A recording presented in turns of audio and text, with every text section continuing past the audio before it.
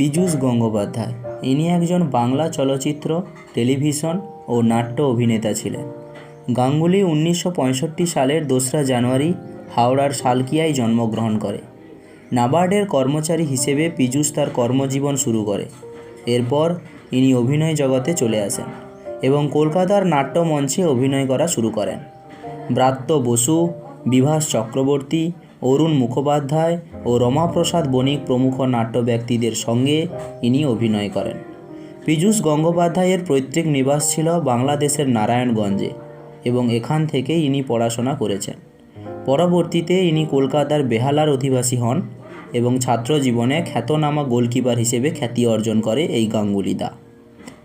বাংলা টেলিভিশনের প্রতিষ্ঠিত জনপ্রিয় অভিনেতা ছিলেন এই পীযূষ গঙ্গোপাধ্যায় এবং অঞ্জন দত্ত, কৌশিক গঙ্গোপাধ্যায়ের মতো প্রমুখ ব্যক্তিদের সঙ্গে ইনি কাজ করেছেন। 1990-এর দশকের মধ্যভাগ থেকে 2010-এর মধ্যভাগ পর্যন্ত ইনি চলচ্চিত্রে অভিনয় করেন।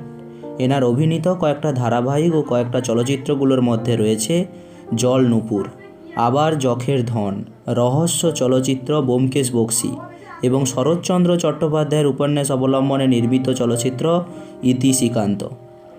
এছাড়া ইনি এনার জীবন অনেক পুরস্কার অর্জন করেছেন। 1991-এ প্রমমেশ বড়ুয়া পুরস্কার, 1996-এ শ্যামল সেন স্মৃতি সম্মান, 1911 সালে স্টার জলসা পরিবার পুরস্কারের মতো জনপ্রিয় পুরস্কারগুলো অর্জন করেছেন।